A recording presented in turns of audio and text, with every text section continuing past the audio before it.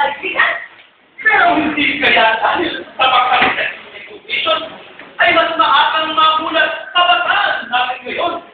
Hindi kaya mas tumami ang bilangan ng mga tao abay kagad na problema sa pamilya at gobyerno. Kaya nga ginay-ginay lang, sinamahal ko sa tao. Pag-isipan mong mabuti ang minumukha mo, baka ikay inaglaman ng butik na itutulot ang kanilang sulaliw sa kanila ay pagsubok. Talaga ang problema ng pamilya at gobyerno.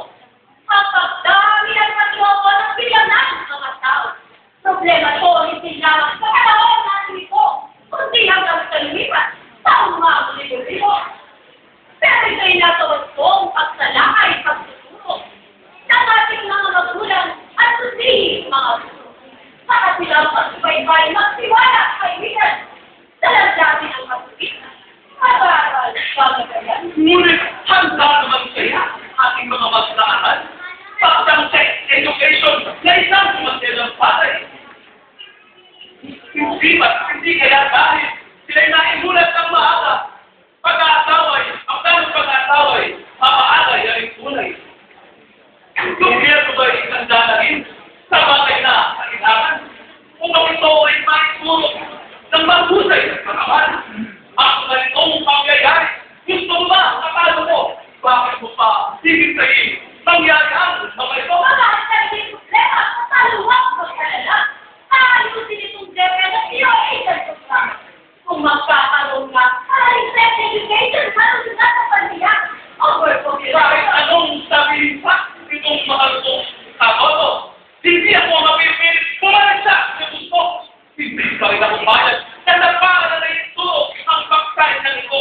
Tunay naman, hindi zero. Pero sa kong nagtataka, sa karangal kong kakalo, mahusay kang puro at nandiyan ibasanin.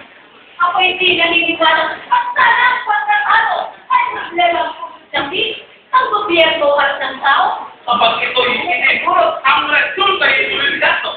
Ang katwiran mong di dapat, sinasayuyo ko ito. Bakit naman ang pinagsamang kakay-epektibo sa ayaw ko at sa gusto sa tanggapin? Pag nangyari ka nato ko, nagtalumbay, programa mo, kahit labas sa loob ko, taas kamay, sumwa mo! Kintan muna, sumandali, umiibig sa labanan. Hindi kayo matatapos sa pagganyan ng isa. Mabuti pa ay ko na magbuka ng labanan upang itong aking hapon maging malinaw. Hindi naman ang dalawang nagsabi-sabi. Bawat isa ay naglabas ng kanilang kapitiran. Sa palitan ng mga kakalimutan ng isipan. Sino kaya ang nanalo? Sinong na? Itinang ko kung ang itong standard na dapat dahilan ay sinalakay. May kiling na mga sampol, pero umikot sa kagalupan. Saan din ay nasimawa? Walang tao. Mahusay limang pinagin sa kasubirang nilingay. Magaling din sa kapalanin. Hindi sila. Kaya ngayon ang aking ko, pinaglaba ang pagkaman. Kahit saan ito, ibagin, pantay-tay, parang lamang. Kaya hindi ko udahalan, namin ko napipitan, madalong ang na, malakas na, palakpakan.